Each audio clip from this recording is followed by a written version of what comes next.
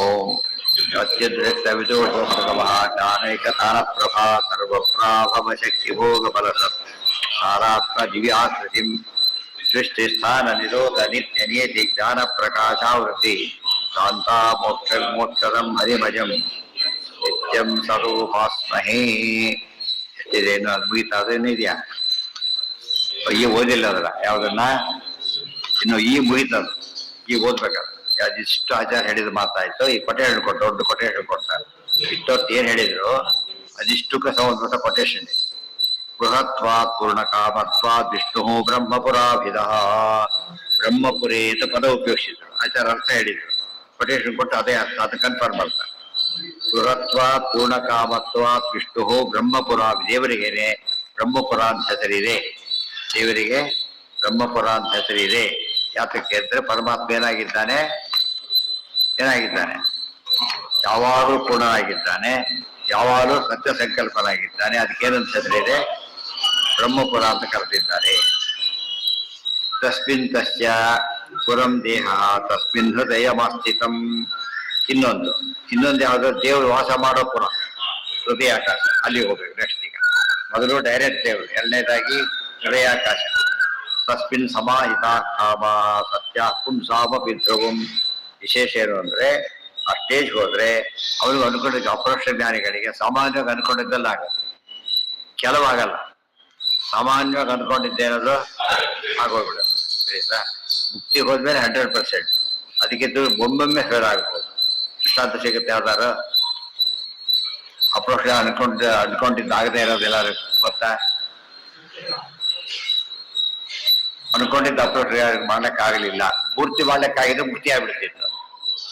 ಆಗ್ಲಿಲ್ಲ, ಮೋಸ್ಟ್ಲಿ ಆಗುತ್ತೆ ಅಂತಾರಲ್ಲ ಹಾಗೆ. ಅಂದ್ರೆ ಸಾಮಾನ್ಯವಾಗಿ ಆಗುತ್ತೆ, ಒಮ್ಮೆ ಸಾಮಾನ್ಯವಾಗಿ ತಿಳಿದ್ರಿಂದಾನೆ ಒಮ್ಮೊಮ್ಮೆ ಆಗೋದಿಲ್ಲ ಅಂತ. ಸಾಮಾನ್ಯ ರೈಟ್ ಟೈಮ್ ಬರ್ತಾರೆ ಅಂತ ಅರ್ಥ ಏನೋ? ಒಮ್ಮೊಮ್ಮೆ ಬರೋದಿಲ್ಲ ಅಂತಾರೋ. ಸಾಮಾನ್ಯವಾಗಿ ಪದದಲ್ಲಿ ಅರ್ಥ ಬರುತ್ತೆ. ಯಾರಿಗೆ ಆ ಥರ ಆಗಿದೆ ಗೊತ್ತಾ? ಯಾರಿಗಾರ ಅಂದ್ಕೊಂಡಿದ್ದು ಅಪ್ರೋಚ್ ಯಾರಿ ಅಂತ ಕನ್ಫರ್ಮ್ ಆಗಿರ್ಬೇಕಂತ ಹತ್ತವರಿಗೆ ನಾವು ನಮ್ಮ ಎಕ್ಸಾಮ್ ತಗೊಂಡು ಹೇಳಕ್ ಹೋಗ್ಬಾರ್ದು. ಅಪ್ರೋಚ್ ಪ್ರೂವ್ ಆಗಿರ್ಬೇಕು ಫಸ್ಟ್. ಅವ್ರು ಅನ್ಕೊಂಡಿದ್ದು ಆಗಿರಬಾರ್ದು. ಆ ಕೇಸ್ ಏನ್ ತೋರಿಸುತ್ತೆ? ಅಪ್ರೋಚ್ ಜ್ಞಾನಿ ಆಗಿದ್ದಾರೆ, ಇದು ಮುಕ್ತಿಗೆ ಹೋಗಿಲ್ಲ ಬಟ್ಟೇಜ್ ಅದು ಅಲ್ಲಿದ್ದಾರೆ. ಜ್ಞಾಪಕ ಬರ್ತಾ ಇಲ್ಲ ಯಾವುದು ಕೂಡ. ಬಹಳ ಸಿಂಪಲ್ ಆಗಿ ಜ್ಞಾಪಕ ಮಾಡ್ಬೋದು. ಅಲ್ಲ, ಒಂದನ್ನ ಹೇಳ್ತಾ ಇದ್ದೀವಿ ಎಕ್ಸಾಂಪಲ್, ಒಂದು ಎಕ್ಸಾಂಪಲ್ ಬೇಕು ನಮ್ಗೆ ಅಷ್ಟೇ. ಅದ್ರ ಥಿಯರಿ ಪ್ರಕಾರ ಇರ್ಬೇಕು ಎಲ್ರದ್ದು.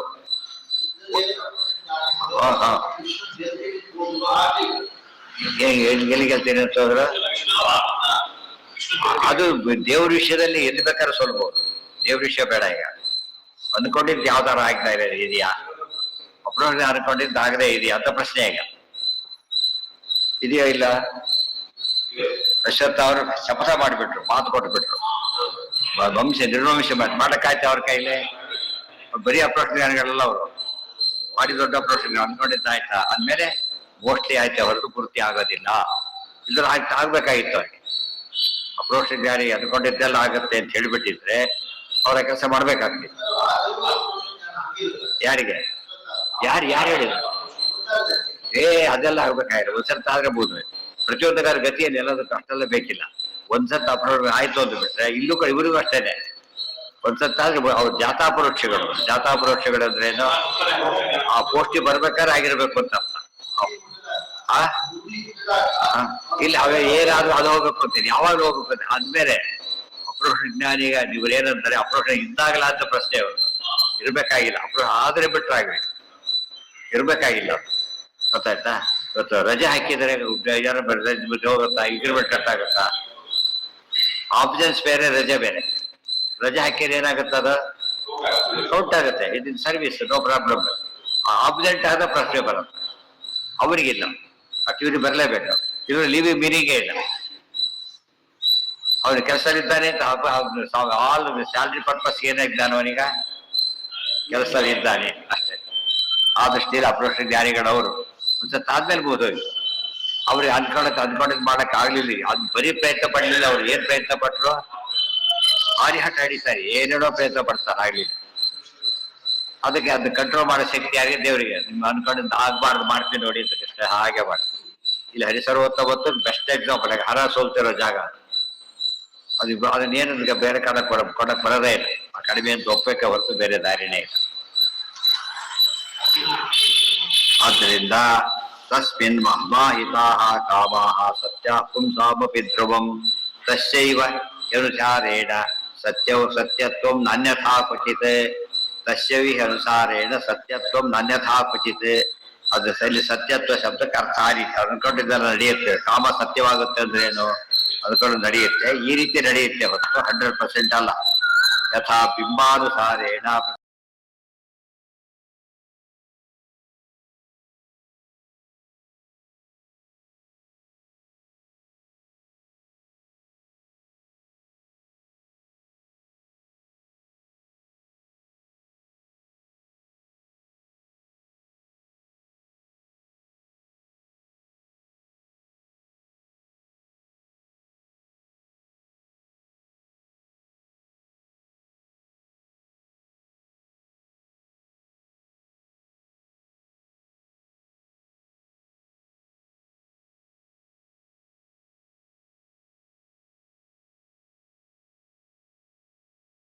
ಪ್ರತಿಬಿಂಬ ಪ್ರಕಾಶನಂ, ಬಿಂಬಕ್ಕೆ ತಕ್ಕಂತೆ ಪ್ರತಿಬಿಂಬ ಕಾಣಿಸುತ್ತೆ.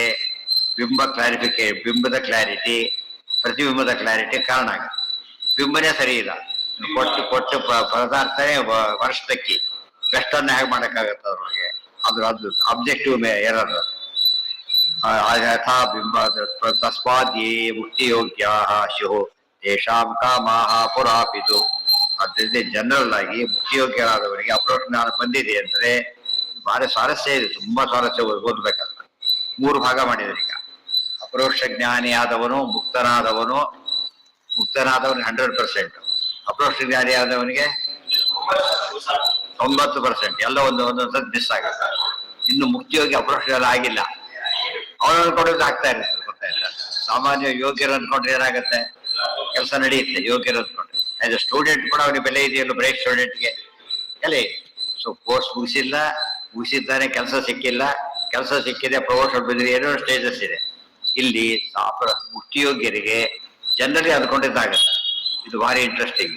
ಇಲ್ಲದೆ ಹೋಗಿದ್ರೆ ಏನಾಗ್ತಿತ್ತು, ಜ್ಞಾನಿನ ಉಪಾಸನೆ ಯಾರು ಮಾಡ್ತಾನೆ ಇರಲಿಲ್ಲ. ನಿಮ್ಗೆ ಅಂದ್ಕೊಂಡ್ರೆ ಹಾಗಾದ್ರೆ ಬಿಡ್ರಿ, ಅಂದ್ಕೊಂಡಿದ್ದು ಏನಾಗತ್ತೆ, ನಡೆಯುತ್ತೆ. ಅದಕ್ಕೆ ಆತ್ಮಜ್ಞಂ ಅಚ್ಚಯೇ ಭೌತಿಕಾವಹ ಉಪನಿಷತ್ತು. ನೀವು ದೇವರ ಹತ್ರ ಹೋಗ್ಬೇಕಾಗಿಲ್ಲ. ಕೆಲವಕ್ಕೆ ಯಾರು ಸಾಕು, ಜ್ಞಾನಿಗಳನ್ನ ಆರಾಧನೆ ಮಾಡಿಬಿಟ್ಟು ಸಾಕು ಅಂತ ಹೇಳ್ತಾರೆ. ಆತ್ಮಜ್ಞಂ ಅಚ್ಚಯೇ, ಪ್ರಾಪರ್ ಆಫೀಸರ್ ಕಂಡ್ರೆ ಕೆಲಸ ಆಗುತ್ತೆ ಅಂತೀವಲ್ಲ, ಹಾಗೆ ಅದು ಇಲ್ಲ. ಜ್ಞಾನಿಗಳ ಮಹತ್ವನೇ ಹೋಗ್ಬಿಡ್ತಾರೆ. ಅದು ಒಳ್ಳೆ ತರಕ್ಕೂ ತಂದೆ ತಾಯಿಗಳಿದ್ದಾರೆ, ಪೂಜೆ ಅವ್ರ ಅಪ್ರೋಚ್ ಆಗಿರ್ಬೇಕಾಗಿಲ್ಲ. ಅವ್ರ ಆಶೀರ್ವಾದ ನಡೆಯುತ್ತಾ ಇಲ್ಲ, ನಡೆಯುತ್ತೆ. ಯಾಕೆ? ಸ್ವರೂಪದಲ್ಲಿ ಒಂದು ಗುಣ ಇದೆಯಲ್ಲ, ಸ್ವರೂಪ. ಆದ್ರಿಂದ ದೈವಿ ಸಂಪತ್ತಿನಿಂದ ಆಗುತ್ತೆ. ಇದು ವೆರಿ ಇಂಟ್ರೆಸ್ಟಿಂಗ್. ಆದ್ರಿಂದ ಅಪ್ರೋಕ್ಷ ಜ್ಞಾನಕ್ಕಿಂತ ಮುಂಚಿತವಾಗಿ ಕೂಡ ಅನ್ಕೊಂಡಿದ್ದು ಆಗ್ತಾ ಇದೆ ಅಂದ್ರೆ ಏನರ್ಥ, ಒಳ್ಳೆ ಇದರಲ್ಲಿ ಇದ್ದಾರೆ, ಒಳ್ಳೆ ಟ್ರ್ಯಾಕ್ ಅಲ್ಲಿ ಇದ್ದಾರೆ, ನಡೆಯುತ್ತೆ. ಅಂತ ಆಶೀರ್ವಾದ ತಗೊಂಡ್ರೆ ಏನಾಗುತ್ತೆ, ಅಲ್ಲಿಗೆ ಅವ್ರಿಗೆ ಅನುಗ್ರಹ ಆಗುತ್ತೆ ಅಂತ. 3 ಸ್ಟೇಜು ಗೊತ್ತಾಯ್ತಾ ಈಗ? ಸ್ವರೂಪದ ಸ್ಟೇಜು, ಜ್ಞಾನ ಬಂದ ಸ್ಟೇಜು, ಮುಕ್ತಿ ಹೋದ ಸ್ಟೇಜ್, ಎಲ್ಲದರಲ್ಲೂ ಅನ್ಕೊಂಡಿದ್ದಾಗತ್ತೆ. ಆದ್ರೆ ಇಲ್ಲಿ ಸಾಮಾನ್ಯವಾಗಿ ಆಗುತ್ತೆ, ವಿಶೇಷವಾಗಿ ಆಗುತ್ತೆ, ಇಲ್ಲಿ ಪೂರ್ತಿ ಆಗುತ್ತೆ. ಗೊತ್ತಾಯ್ತಾ? ಯೋಗ್ಯರಿಗೆ ಸಾಮಾನ್ಯ ಸ್ಟೇಜಲ್ಲೇ ಮುಕ್ತಿ ಅಪ್ರೋಷ ಮುಂಚೆನೂ ಆಗಿಬಿಡುತ್ತೆ. ಅವರಿಗೆ ಅಪ್ರೋಷ ಆದ್ಮೇಲೆ ಜಾಸ್ತಿ ಆಗುತ್ತೆ. ಮುಕ್ತಿ ಹೋಗಿ 100% ಆಗುತ್ತೆ. 3 ಸ್ಟೇಜ್ ಇದೆ.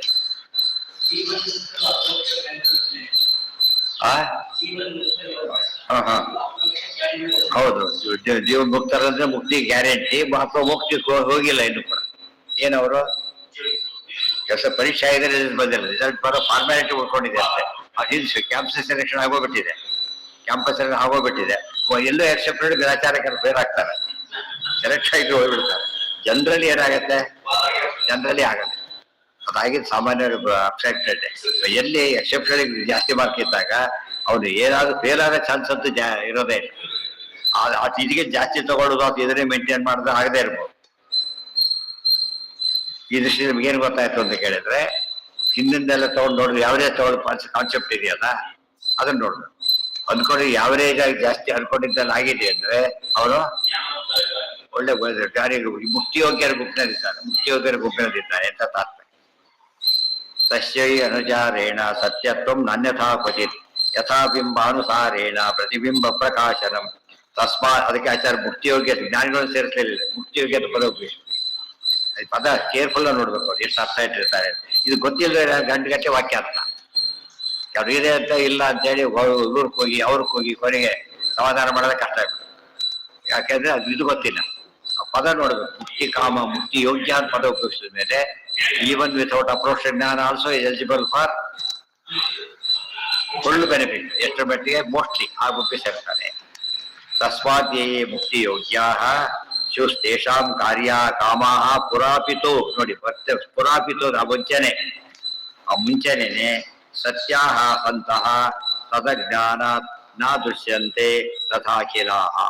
ಸತ್ಯಾಹ ಸಂತ ಸತ್ಯವಾಗಿರ್ತವೆ, ಆದ್ರೆ ಅವು ಅವ್ರ ಅನುಭವಕ್ಕೆ ಭಾರಿ ಗಮನಿಸ್ತಾ ಗೊತ್ತಾಗುತ್ತೆ. ಇಲ್ಲವ್ರು ಗೊತ್ತಾಗೋದಿಲ್ಲ. ನಾನು ನೋಡಿದ್ದಾಯ್ತು ಅಂತ ಹೃದಯದಿಂದಾಯ್ತು. ಯಾಕೆ ಆಗುತ್ತೆ ಅಂತ ಕೇಳಿದ್ರೆ ಅಂಥವ್ರು ದೇವರ ಅನುಗ್ರಹ ಯಾವಾಗಲೂ ಇರುತ್ತಾನೆ. ಮುಕ್ತಿಯೋಗ್ಯ ಅಂದ್ಮೇಲೆ ಏನೊಂದು ಪ್ಲಸ್ ಪಾಯಿಂಟ್. ಮುಕ್ತಿಯೋಗ್ಯ ಅಂತ ನಮಗೆಲ್ಲ ಯಾಕೆ ಪ್ಲಸ್ ಪಾಯಿಂಟ್ ಆಗಲ್ಲ? ಬೇರೆ ನೋಡೋದಿರುತ್ತೆ. ನಮಗಿನ್ನೂ ಜ್ಞಾನ ಇಲ್ಲ. ದೇವರಿಗೆಲ್ಲ ಜ್ಞಾನ ಇದೆ, ಅನ್ಕೊಂಡವನಿಗೆ ಜ್ಞಾನ ಇಲ್ಲ. ಅವನು ಯಾರಂತ ದೇವರಿಗೆ ಗೊತ್ತಿದೆ. ಇಲ್ಲಿ ಸತ್ಯಕಾಮನಾಗ್ತಾನೆ ಅಂದ್ರೆ ದೇವ್ರು ನಡೆಸ್ಕೊಡ್ತಾನೆ ಅಂತ, ಒಳ್ಳೆಯವರಿಗೂ ಕೂಡ ಕೆಲಸ ಮಾಡಿಕೊಡ್ತಾನೆ. ಯಂ ಕಾಮಂ ಕಾಮಯತೆ ಅಶ್ಯ ಇತಿ ಮುಂದೆ ಆಗಿದೆ. ತಸ್ಮಾತ್ ಯೇ ಮುಕ್ತಿ ಯೋಗ್ಯಾ ತೇಷಾಂ ಕಾಮ ಪುರಾಪಿತು. ಸತ್ಯ ಸದ್ಯದ ಇದನ್ನ ನಾವು ಅರ್ಥ ಮಾಡ್ಕೊಂಡ್ರೆ ಯೋಚನೆ ಮಾಡಿ. ಯಾರು ಪುರೋಹಿತ ಇರ್ತಾರೆ, ಅವ್ರು ಜ್ಯೋತಿಷರು ಇರ್ತಾರೆ, ಒಂದು ಮುಹೂರ್ತ ಇಟ್ಕೊಡ್ತಾರೆ, ಗೊತ್ತಾಯ್ತಾ? ಸಾಮಾನ್ಯ ನಡೆದು ಬಿಡುತ್ತೆ. ಯಾಕೆ ಯೋಗ್ಯ ಅವರು ಕೆಲವು ಇಟ್ಕೊಂಡು ನಡೆಯೋದೇ ಇಲ್ಲ. ಯಾಕೆಂದ್ರೆ ಅವ್ರು ಸಿದ್ಧಿನೇ ಇಲ್ಲ. ಅವನಿಗೆ ಆ ಸಿದ್ಧಿ ಇಲ್ಲ. ಆದ್ರಿಂದ ಅವ್ರು ಅನ್ಕೊಂಡಾಗೆಲ್ಲ ಫೇಲ್ ಆಗ್ತಾರೆ. ಅರ್ಥ ಆಯ್ತಾ? ಇಟ್ಕೊಟ್ರೆ ಅವ್ರ ಮಾತು ದೇವ್ರು ಸತ್ಯ ಮಾಡ್ತಾರೆ. ಎಷ್ಟೋ ಸರ್ತೆ ಅದು ಸುಳ್ಳಾಗೋ ಚಾನ್ಸ್ ಇರಬಹುದು. ದೇವ್ರು ಏನ್ ಮಾಡ್ಬಿಡ್ತಾರೆ ಅದನ್ನ ಅವ್ರು ಒಳ್ಳೆಯವನಾದ್ರಿಂದ ಆಗಲಿ ಅದು ಅನುಗ್ರಹ ಮಾಡ್ಬಿಡ್ತಾನೆ. ದೇವ್ರನ್ನ ಯಾರು ಪ್ರಶ್ನೆ ಮಾಡಾಗಿಲ್ಲ. ಸರ್ವತ್ವ ಸ್ವತಂತ್ರನಾದ್ರಿಂದ ಯಾರು ಪ್ರಶ್ನೆ ಮಾಡಾಗಿಲ್ಲ. ದೇವ್ರು ಯಾಕೆ ಪ್ರಶ್ನೆ ಮಾಡಾಗಿಲ್ಲ ಅಂದ್ರೆ ಸ್ವರೂಪ ಕೊಡ್ತಾನಾದ್ರಿಂದ ದೇವರು. ನ್ಯಾಯಾಧೀಶನ್ ಮಾತು ಯಾಕೆ ಕೇಳ್ತಾರೆ ಅಂತ ಕೇಳಿದ್ರೆ ಡಾಕ್ಯುಮೆಂಟ್ಸ್ ನೋಡ್ಕೊಡ್ತಾರ ಅವ್ರು. ನಾವು ಸುಮ್ಮನೆ ಸೇರ್ಗೆ ಮಾತಾಡ್ತಿರ್ತೀವಿ. ಇವ್ರ ಕೊಲೆ ತೀರ್ಮಾನ ಮಾಡ್ಕೊಂಡ್ಬಿಡ್ತೇವೆ. ಆಮೇಲೆ ಸುಳ್ಳು ಅಂತಾಗಿರುತ್ತೆ. ಇದೊಂದು ಅನ್ಫಾರ್ಚುನೇಟ್. ಕೆಲವು ಸರ್ ಪಾಪ ಜೈಲಿಗೆ ಹಾಕ್ಬಿಟ್ಟಿರ್ತಾರ. ಅವ್ರನ್ನ 8-10 ವರ್ಷ ಆಗ್ಬಿಟ್ಟಿರುತ್ತೆ. ಅವೇ ಜಡ್ಜ್ ನಿರಪರಾಧಿ ಏನ್ ಮಾಡಿ ಇಷ್ಟು ಅವ್ರ ಸದ್ ಯಾರು ಅನುಸರಿಸ್ತಾರೆ? ಯಾರು ಕೊಡ್ಬೇಕು ಅದನ್ನ? ಅಲ್ಲೇ ನಾವು ಮರ್ಯಾದೆ ಹೋಯ್ತು, ಇದು ಹೋಯ್ತು, ಎಷ್ಟೊತ್ತೆ ಅಂತ ಕೇಸ್ ಆಗಿದೆ, ಬೇಕಾಷ್ಟ ಆಗಿದೆ ಪಾಪ. ಅಲ್ಲೇ ಆಫೀಸಲ್ಲಿ ಇದ್ರೆ ಏನ್ ಕೊಡಿಸ್ಬೋದು? ಹಬ್ಬ ಅಂದ್ರೆ ಅವರು ಅರಿಯಸ್ ಕೊಡಿಸ್ಬೋದು ಅಷ್ಟೇ. ಬಟ್ ಅವ್ರಿಗೆ ದುಃಖ ವಾಪಸ್ ಕೊಡಕ್ ಬರತ್ತಾ? ಅದಾಗಬಾರ್ದು. ಅದಕ್ಕೇನೆ ತಕ್ಷಣ ನ್ಯಾಯ ಸಿಗ್ಬೇಕು. ಯಾವಾಗ ತುಂಬಾ ಡಿಲೇ ಆಗಬಾರ್ದು. ದಶೈವ ಅನುಸಾರೇಣ ಸತ್ಯ ಹಿಂದೆ ಹೇಳಿದ್ದೆ ನಾನು. ಯಾವ್ದೋ ಒಬ್ಬರಿಗೆ ನಮ್ಮ ಸೀನಿಯರ್ ಒಬ್ಬರಿಗೆ ಡೈರೆಕ್ಟ್ ಬುಕ್ ಕೊಡ್ಬೇಕಾಗಿತ್ತು, ಕೊಡ್ಲಿಲ್ಲ. ಇನ್ನೊಬ್ರಿಗೆ ಕೊಟ್ಬಿಟ್ರು. ಆಮೇಲೆ ಕೋರ್ಟ್ಗೆ ಹೋದ. ಯಾಕೆ ಮ್ಯಾನೇಜ್ ಮಾಡಿದ್ರು ಅಂತ ರಿಟೈರ್ ಆಗೋರಿಗೆ ಸೆಟ್ಲ್ ಮಾಡಿ ಕೊಡ್ಲಿಲ್ಲ. ರಿಟೈರ್ ಹೋಗಿ ಅವ್ರಿಗೆ ಬಡಬೇಕು ಒಪ್ಕೊಬಿಟ್ರು. ಬೆನಿಫಿಟ್ ಎಲ್ಲ ಕೊಟ್ಟರು, ಪವರ್ ಸಿಗ್ಲಿಲ್ಲ. ಪವರ್ ಸಿಕ್ಕ ಬೆನಿಫಿಟ್ ಸಿಕ್ಕ ಸಂತೋಷ ಪಡಾಗಿಲ್ಲ. ಅಷ್ಟು ದಿವಸ ದುಃಖ ಉಳ್ಕೊಬಿಡ್ತಾ ಹಾಗೇನೆ. ಅದು ಆಗುತ್ತೆ ಅಂತ ಗ್ಯಾರಂಟಿ ಇಲ್ಲಲ್ಲ. ಅವ್ರು ಅಲ್ಲಿ ಏನು ಹೊಡೆಯುತ್ತೋ ಗೊತ್ತಿಲ್ಲ. ಮತ್ತೆ ಯಾವ ಪವರು ಅವನಿಗಿಲ್ಲ. ದುಡ್ಡು ಬಂತು ಅಷ್ಟೇ. ಆ ತರ ಆದ್ರೆ ಅದು ಉಪಯೋಗ ಬರೋದು. ಅಲ್ಲಿ ನೋಡಿ, ಅಲ್ಲೂ ಕೂಡ ಬುದ್ಧಿವಂತರಿಗೆ ಅಂತ ಕೇಳಿದ್ರೆ ಕರ್ಮನೆ ಮಾಡೋದಾಗಿದ್ರೆ ಅದೇ ಹಠಮೆ ಆಗ್ಬಿಡ್ಬೇಕಾಯ್ತು. ಆಗ್ಲಿಲ್ಲ. ಅವ್ರು ಬೇಕಿದ್ದಾರೆ ಇನ್ನೊಬ್ಬರು ಹಾಕಿರೋದು ತೆಗೆದು ಗುಂಡು ಆಗಿಬಿಟ್ಟು ಅವ್ರು ಹೋಗ್ಬಿಡ್ತಾರೆ. ಈಗ ದುಡ್ಡು ಬಂದ್ರೆ ನಾವು ತೆಗೆದು ಹಾಕಿಬಿಡ್ಬೇಕಾಗುತ್ತೆ. ತಮ್ಮ ಇದು ತಪ್ಪಾಗುತ್ತೆ. ಅದ್ಕೆ ಏನ್ ಮಾಡ್ತಾರೆ, ನೋಡ್ಕೋತ ಹೋಗ್ತಾರೆ. ಹಾಗೆ ಅವ್ರು ಆಗದಂತೆ ನೋಡ್ಕೋತಾರೆ. ಇದು ಅವ್ರ ಕೈಲಿದೆ. ಈ ಫೈಲ್ ಎಷ್ಟೇ ದೊಡ್ಡದಿರಬಹುದು, 100% ಕ್ಲಿಯರ್ ಇರಬಹುದು. ಇವ್ ಮುಂದಕ್ಕೆ ಕಳಿಸೋದ್ರೆ ಬಿದ್ದಿರುತ್ತೆ ಹಾಗೆ. ಅದಕ್ಕೆ ನಿತ್ಯ ಕರ್ಮ ವಿಭಾವನ ಕಾಲ ಗುಣ ಪ್ರವೃತ್ತಿ ಶಮ ಚಿತ್ತನು ತಂತಿ ಅಂತಹ. ಗೊತ್ತಾಯ್ತಾ? Very important. ಟಿಕೆಟ್ ತಗೊಂಡ್ ಮಾತ್ರಕ್ಕೆ ಬಸ್ ಬರ್ಲೇಬೇಕು ಅಂತೇನೇ ಇಲ್ಲ, ಕ್ಯಾನ್ಸಲ್ ಆಗ್ಬೋದು. ಗೊತ್ತಾಯ್ತಾ?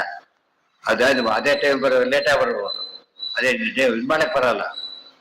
100% ಯಾವ್ದು ದೇವ್ರ ಕೈಲಿದೆ. ಪ್ರತಿ ಸ್ಟೆಚಲ್ಲಿ ಯಾವ್ದು ಯಾರ ಕೈಲಿದೆ ಅದು ದೇವ್ರ ಕೈ. ಆಯ್ತು ಅಂದ್ರೆ ದೇವ್ರು ಒಪ್ಕೊಂಡಿದ್ದಾರೆ. ದೇವ್ರು ಗಮನಿಸದೆ ಬಂದ್ಬಿಟ್ಟು ಪುಣ್ಯ ಕನ್ಕೊಳಕ್ ಹೋಗ್ಬಾರ್ದು. ಗೊತ್ತಾಯ್ತಾ? ಯಾಕೆ ದೇವರ ತುಳಬಿರ ಸರತಿ ಆಗ್ತದಿಂದ ಉಳಿದವ್ರ ಬಗ್ಗೆ ಹೇಗೆ ಮಾಡೋದು? ದೇವ್ರ ಬಗ್ಗೆ ಲಕ್ಷ್ಮೀ ದೇವಿ ರುಜುಗಳ ಬಗ್ಗೆ ಮಾತು ಯಾವ ಕಾಲ ಕನ್ಕೊಳಕ್ ಹೋಗ. ಅಲ್ಲಿಗೆ ನಾಳೆ ಮುಂದಿನ ಮಾಡಿ ಇವೆಲ್ಲ ನಮಗೆ ಪಾಯಿಂಟ್ ಅಂದ್ರೆ ಹೇಗಿರುತ್ತೆ ಮೋಕ್ಷದ ಕಾನ್ಸೆಪ್ಟ್ ಹೋಗೋದೆಲ್ಲ ಅರ್ಥ ಮಾಡ್ಕೊಂಡ್ರೆ ಸತ್ಯಕಾಮತ್ವಕ್ಕೆ ಮಹತ್ವ ಇದೆ, ಎಷ್ಟೇಜಲ್ಲಿರುತ್ತೆ ಅದನ್ನು ತಿಳ್ಕೊಳ್ಳೋದು ಭಾರಿ ಮುಖ್ಯವಾದ ಅಂಶ. ಸರ್ವೇಂದ್ರಿಯ ಪ್ರೇರಕೇಣ ಶ್ರೀ ಪ್ರಾಣಪತಿ ನೀರಿತಃ ಯದವೋಚಮಹಂ ತೇನ